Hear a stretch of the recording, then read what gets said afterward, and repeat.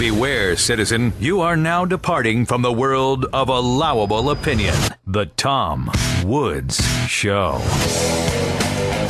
Welcome, everybody. It's Wednesday, May 14th, 2014, and we are joined by Christopher Cantwell today, who is one of the more controversial voices in our movement, but if you ask me, that just makes him all the more fun to talk to. Chris is an activist, a satirist, and a writer originally from New York, and he operates the website ChristopherCantwell.com. Chris, welcome to the show. Thank you so much for having me on, Tom. It's a pleasure to be with you, man.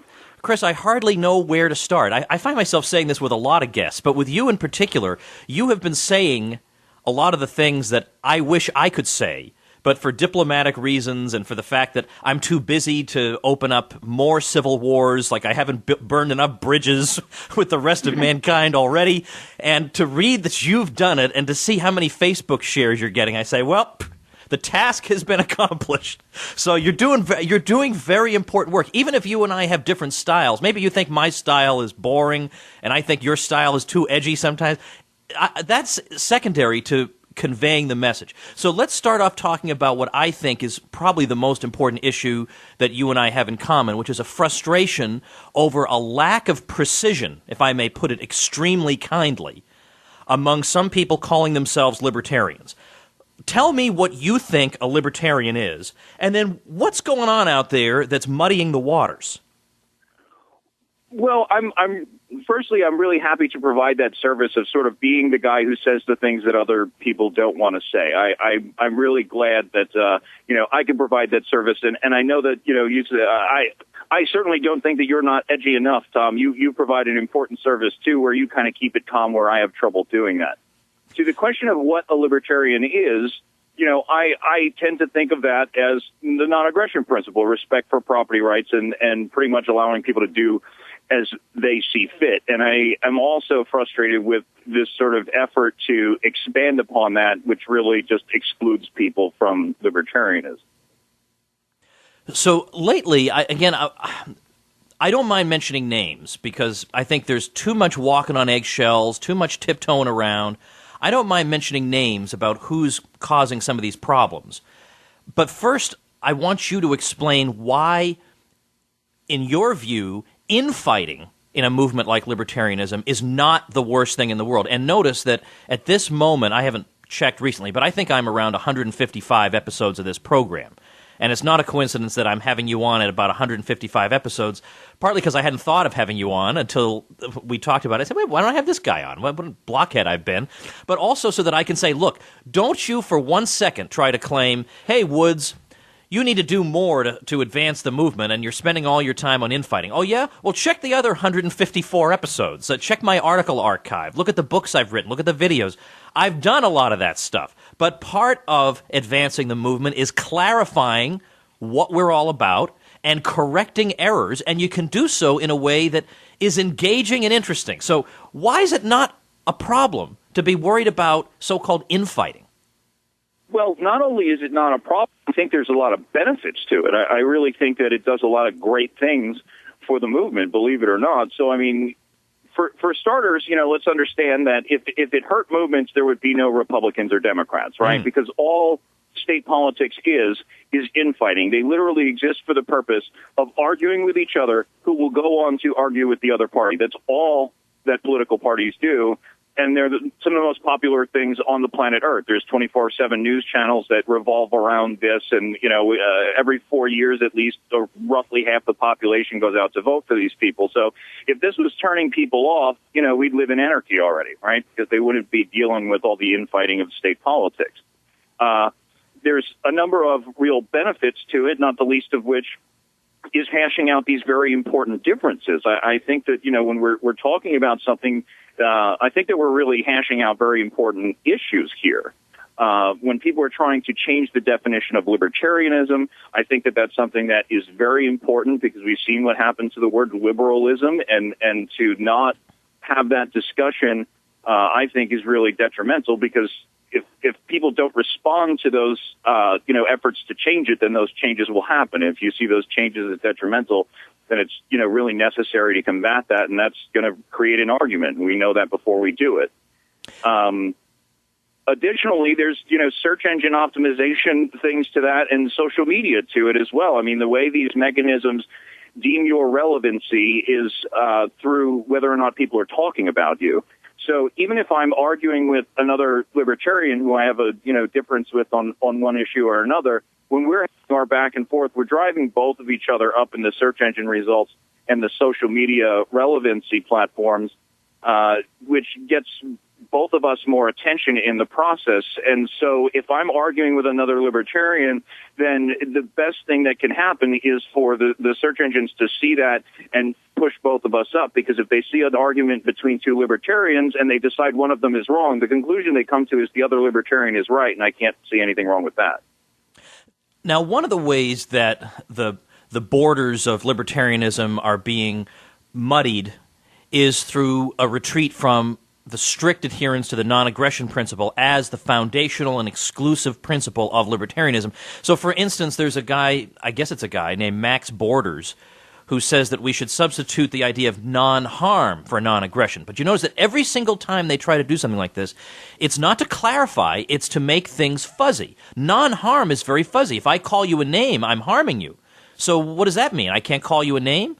Or if you read something that's unflattering about the country you come from, let's say, maybe you're going to be harmed by that. So that's why aggression is such a perfect concept, because it makes clear exactly what's allowed and what's not allowed. It's precise. You know in advance whether you've done something that's legally actionable or not. But it's not just Max Borders and these arcane questions about non-aggression or non-harm. I'm not worried about that, because if you do a Google search for non-harm, there are like 5 hits, and 4 of them are from this guy. So I'm not worried about that. But there are people who are fiddling around with what libertarianism is. I want you to tell me what exactly are they doing. Give me some examples of ways that they are concerned with issues that are not strictly libertarian issues at all, but they portray them that way. Well, I would say that some of these things are libertarian issues, and what they're doing is they're perverting them, right? So there was an instance of an incident where there was a gay couple was getting married and wanted to get a wedding cake. And, we see certain people on the left wing of libertarianism saying that, trying to really redefine coercion, that they're saying that, you're violating this person's liberty by not providing them with a service like baking them a wedding cake, and this, they stop short of outright advocating violence. So, from my own strict definition of libertarianism, I still have to consider them libertarians. But if you're trying to redefine coercion, then I think that you are advocating violence, and I find that untrustworthy and dangerous, frankly.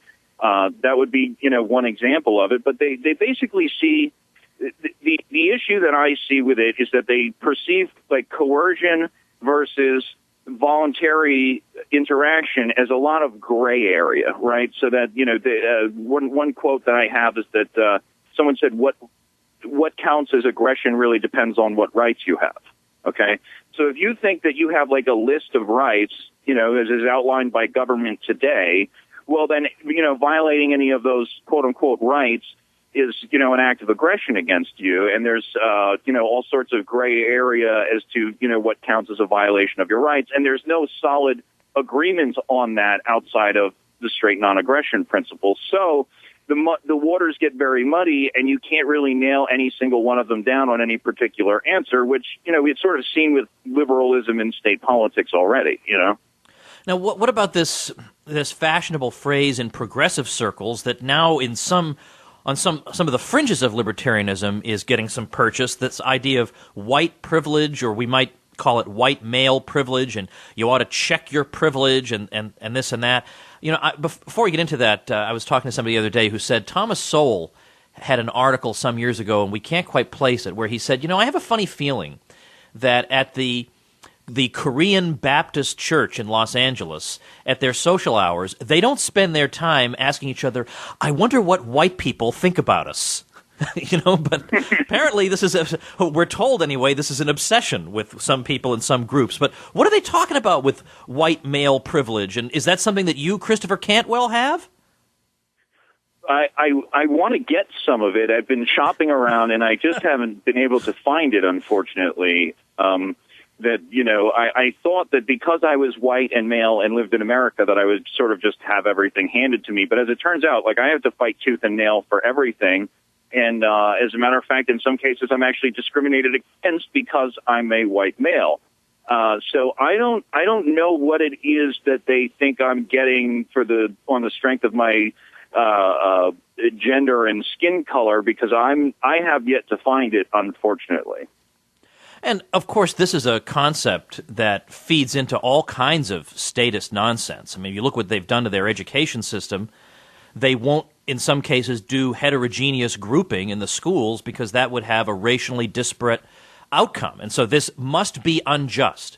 Or if there's a test where the test scores are racially disparate, it must be unjust. So in some cases, where it's the fireman's exam, in some cities they've made the test so stupid that basically everybody gets 100 on it, so then there is no discrepancy.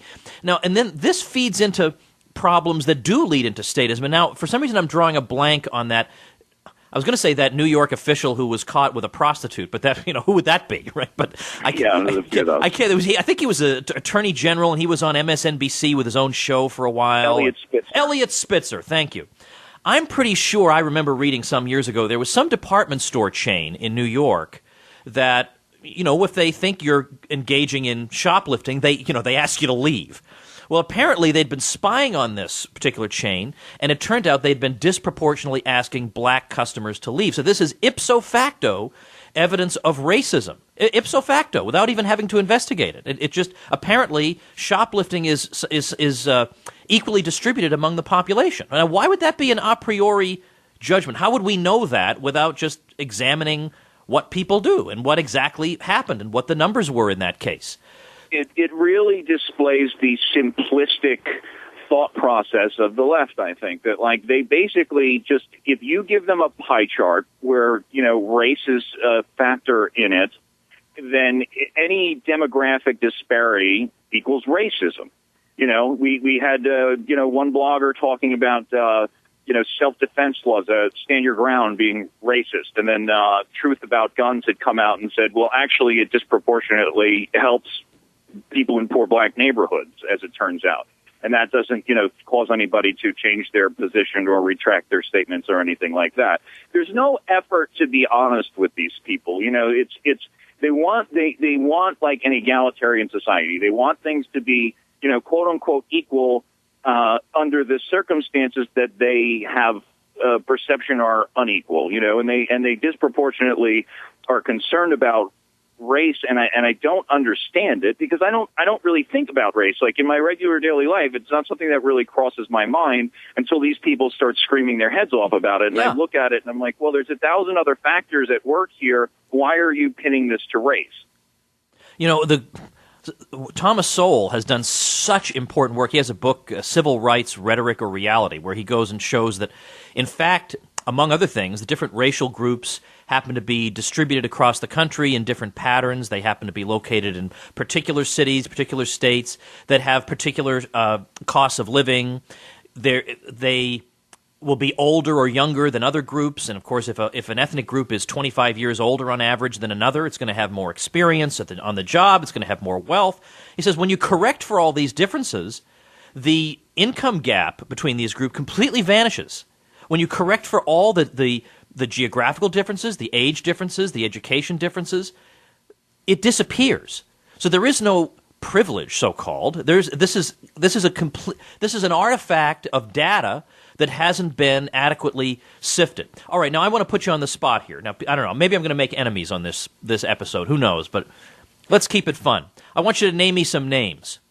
I want you to tell me, in your opinion, who these days is most responsible for trying to push an egalitarian agenda onto the libertarian movement and muddy what the libertarian message is supposed to be all about. Give me some names.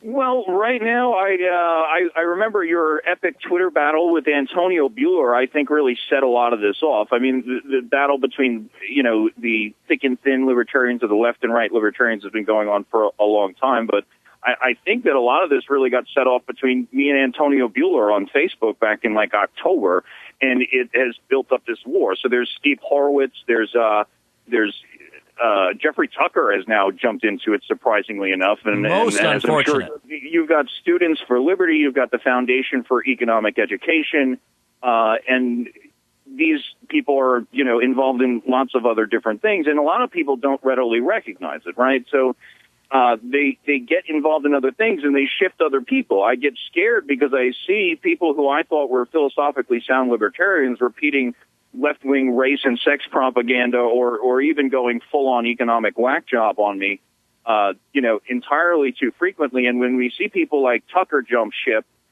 that really gives a lot of credibility to these folks who are doing it. But Bleeding Heart Libertarians is one. Of course, there's the Alliance of the Libertarian Left. Doesn't make any secrets of what they're doing. Center for a Stateless Society, any number of people over there, which is, an anti-capitalist blog.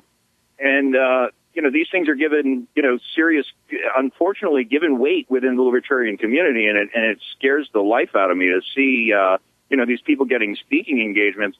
One, relatively obscure blogger who shall remain nameless for the purpose of this was actually featured at Liberty Fest NYC just, last weekend, which is an event that used to host speakers like you and me and Adam Kokesh and Stephon Molyneux. And now they're hosting left-wing lunatics, and it's really frightening. Well, let me just say in defense of the organizers of that event that I was invited to that. I was actually invited to be the mystery speaker, and I thought, wouldn't our friend love that if the mystery speaker at a women's liberty event turns out to be not only a man but me, whom she can't stand. But I couldn't do it. It wasn't enough notice, and they did try to get Adam to do that as well. And I've been invited to that numerous times. But I understand completely what you're saying. And moreover, what I find bizarre is it's the same sort of perverse priorities that you see in mainstream America, or, well, I don't want to say normal Americans don't care about this stuff, but like on a site like Politico or something, the priorities are this, that, yeah, it's okay for you to advocate war on the basis of BS propaganda, right, that any idiot can see through. That's fine. And that leads to wholesale slaughter, but that's okay. That's a policy difference you and I have. But if somebody finds that you said something insensitive 20 years ago, you'll never be heard from again. Now, if I belong to a despised minority group, I would so vastly prefer somebody who just says something insensitive about me 20 years ago to somebody who wants to bomb me. Like, what am I missing here, Chris? Well, I think the first thing that we're missing is that this will not expel people from the world, right? The fact of the matter is that what really jams people up with this is when they backpedal and apologize, which I think is, the worst thing that you can do. When somebody calls you a racist, I think the best thing you can say is, so what? Now get on with your argument. People call me a racist and a sexist and a misogynist and a bigot. And I'm like, okay, now make your point, because all you did was launch an ad hominem attack at me. You haven't even refuted anything I've said. You don't win the argument by doing this. And I think if more people did that, then, these attacks would really lose a lot of their steam. People have been trying to run me out of the liberty movement for years now. And I just didn't, people laugh at me for bragging about Alexa ranks, but I just bypassed the Free State Project on toplibertarian.com. I'm actually right below you right now, Mr. Woods. How about that? Well, lucky for you, I'm too busy making Ron Paul homeschool videos to be at full octane, but good for you. I know. Good for you, though. I know that if you were writing, less important things than the obviously very important work that you're doing right now, that you'd be driving a great deal more traffic. Yeah, but still, really that good is good about seeing my name right next to yours on toplibertarian.com. That really is an accomplishment. And what I like about it is that nobody, to return to the privilege issue, nobody handed you a thing. To the contrary, everybody tried to take things from you. Like, nobody said, here, everybody, here's a platform where I'm going to introduce you to this guy. Now, I was lucky, because Ron Paul has promoted me to one degree or another, and I've been with the Mises Institute for a number of years, and that's been good for me. But at the same time, I'm not part of the D.C. libertarian establishment. They pretend I don't exist. I don't get invited to any of their things. And yet I have, 20 times the listenership that any of their alumni have put together? I mean, it goes to show that in this age, you have no one to blame but yourself if you're not getting the recognition you think you deserve. Exactly. I mean, I have fought tooth and nail for every, bit of recognition that I've gained. And you know what? I regularly thank all my detractors because they're actually, driving up my relevance. They're screaming about what a horrible person I am. And then people come to check it out for themselves. Yeah. And they see that, hey, these people are out of their minds. They don't know what this guy's talking about. And it helps. So, I mean, I think that when people are throwing around these accusations and saying nasty things about you, the worst thing that you can do is give in to them. And that's what most people do. And that's why they get written off. Folks like you and me, we stand up to them. And sure, we might not be accepted into, everything, but we can carve out, our niche in this world and really, and we can succeed and excel and combat our rivals and spread ideas better than they can. Partly because, I mean, I'm thinking in terms of other podcasts by other institutions I won't name, but my podcast is lively and interesting. And, I don't want to talk about some arcane aspect of Obamacare. Like, what? Like, what? I'd rather jump off a building. I don't want to do, I want to talk about really current, important, lively sorts of things. Now, on that racism issue, by the way, not long ago, very, very recently, as a matter of fact, several people I consider very dear friends were accused by someone of no distinction whatsoever of being so-called racists. And when evidence was requested for this claim, none was forthcoming, and the person had to more or less apologize. Now, what's interesting about this is that I can't think of what, like, for example, Walter Block was named as somebody who is a racist. Well, I'd like to know what possible statement you could be thinking of. So, again, your point about if somebody calls you this name, you say, look, go ahead and make your argument. Yes, I know you've used a name that's supposed to destroy my career without producing any evidence, but just go ahead and make your argument against me. When it comes to Walter, I actually saw somebody one year say to me, this was an emotional hypochondriac, which most of these people are, say to me, yeah, Walter's a racist because he once called blacks weak economic actors.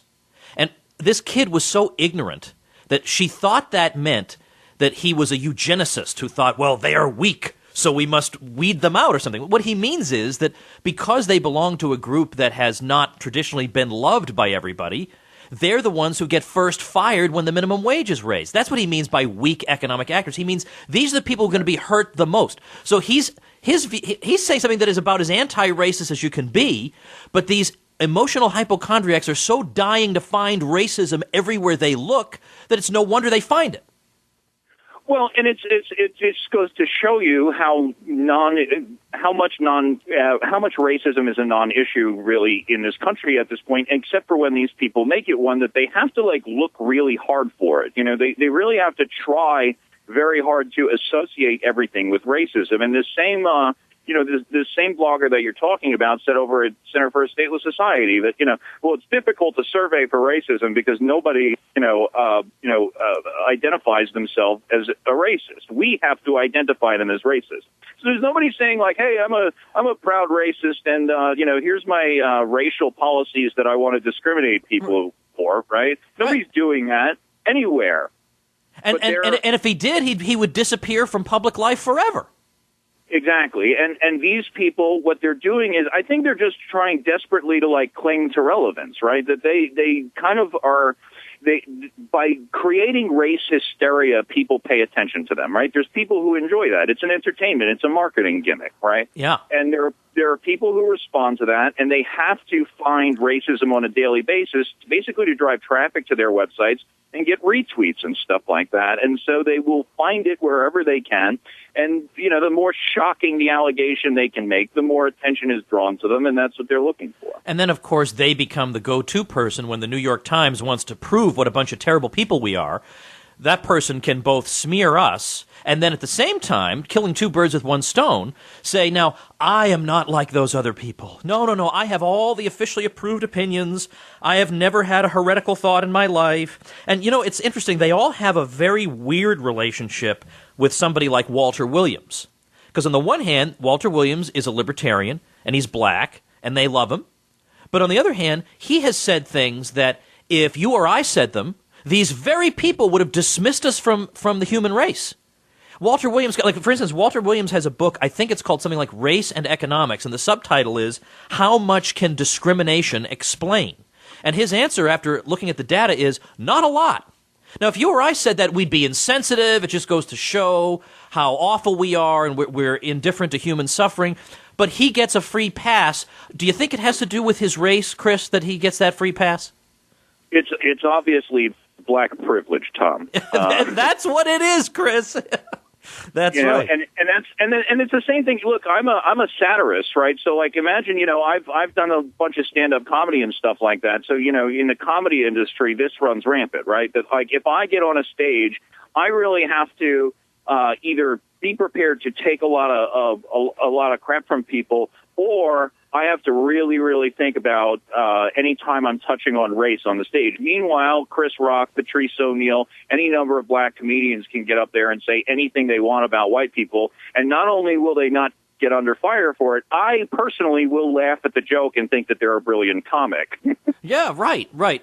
Now, the whole walking on eggshells thing on issues like any of these sort of issues is ridiculous. It's beneath us as human beings. And to see libertarians jumping in on this, knowing full well that accusations like this are very difficult to disprove, they're extremely murky, and they're the sort of things that the state uses to destroy people, to see that being appropriated by libertarians, instead of taking a skeptical look at these claims, when, in my view, the vast majority of these claims are unfounded. They're made against people who are otherwise quite decent. This is really quite appalling. And the fact that there are libertarians who love P.J. O'Rourke, who is a funny guy, I'll grant you that, but he's pretty consistently pro-war. They can overlook being pro-war. I mean, war is the worst thing the state can possibly do, and they can say, well, this is just a policy disagreement we have with this guy, but that guy over there, well, 20 years ago, I mean, I dug up a newsletter of his from 20 years ago, and even though obviously just looking at the guy, you can tell he doesn't believe that, but that is enough to make me denounce him today. But this other guy, yeah, he really probably shouldn't support that war, but doggone it, he's funny. Oh, yeah. Tell me about it. I mean, as I spoke about, I'm expelled from the Free State Project, Tom, for discussing, defensive force, And meanwhile, they are welcoming to police and politicians and soldiers and people who have all different types of policy ideas, from war right down to communism. You're welcome amongst this group of fine folks, but, say something that, upsets them a little bit, and they will freak out, even if you're a consistent non-aggressionist. And this is way too common, that people will be friends with all types of people with all types of ideas, but they will take an issue like self-defense, or they will take an issue like race, and they will try to rub you off the map. Well, what I've been trying to do on this program, especially recently, is to bring in people who would not normally be associated with me or the circles that I travel in. People who might teach at a particular university, or people who might indeed have sympathies with the left, and just bring them on here and talk to them. And those people, I find, when I do that, that's very well received, that we're keeping the lines of communication open, and that's been really good so far. But I don't want to be thought of on the other side as the guy who, on the other side, is constantly nitpicking and looking for reasons to exclude people. I'm not looking for reasons to exclude people. Sometimes people hand them to me on a silver platter. I want us to be working together, but inevitably, as a movement like this becomes more popular, becomes larger, there will be people who will join it because they're opportunists, and who not because they read Murray Rothbard's For a New Liberty. And those people need to be smoked out and identified, not because this is a cult, because obviously we're not expelling people from anything. We have no power to do that. But because in any movement, if somebody came to my chess club and said, I think the king should be able to move across as many squares as he wants to, I can't play chess with that guy. I have to clarify that for the sake of the integrity of the game. I take that to be what you're doing, and indirectly at least, and sometimes directly, it's what I'm trying to do. Absolutely. I mean, look, it's one thing to let the guy stick around and learn how to play chess. It's another thing to let him teach the class. There you go. And that's perfect. That's what I think is so dangerous about this, that, like, look, we've got people who really just plain don't understand libertarianism, okay? We have to, by our own strict definition of libertarianism, if they claim to believe in non-aggression and they're not advocating force, then we have to call them libertarians. But let's just say it frankly, they don't understand it. So when they're given speaking engagements and they're given priority and they're taken seriously, I think it's really important to call these people out and say, look, this is not a good, description of what it is that we purport to adhere to.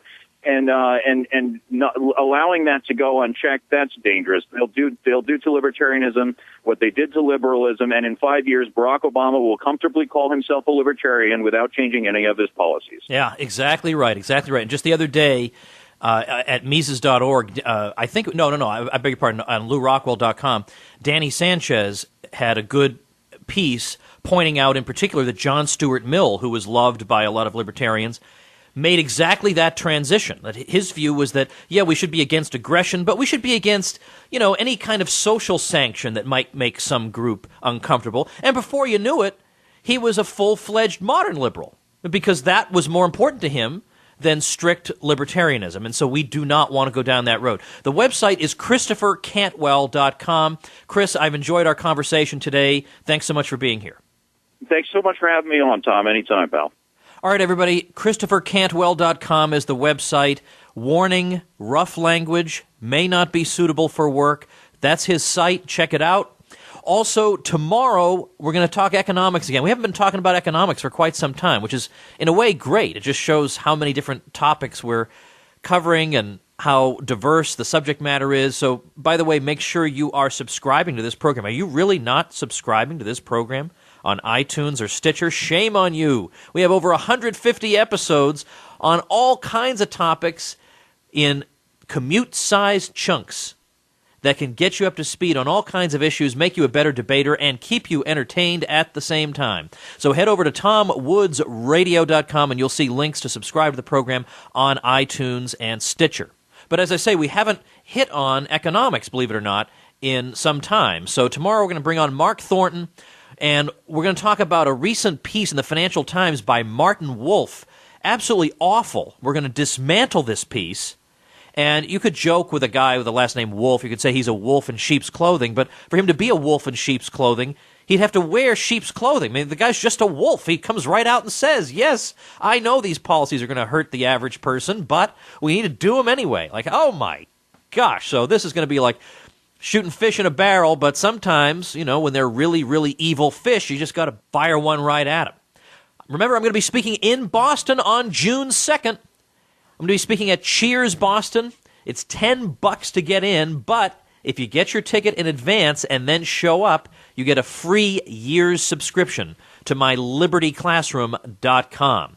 Also, June 19th, I'll be in St. Paul, Minnesota, and August 15th in Nashville, Tennessee. You can get the details on these events on my events page, which is on my personal site, TomWoods.com, TomWoods.com/events. You can find out how to get tickets for the Boston and St. Paul events. And finally, if you want to smack down the bad guys or just understand things better, to learn the history and economics you did not learn in school, check out my libertyclassroom.com with downloadable courses taught by me and by others I trust, plus Q&A forums and more, using coupon code DISCOUNT in all caps at libertyclassroom.com and get 50% off. Mark Thornton tomorrow. Thanks for listening, everybody. We'll see you tomorrow. The Tom Woods Show.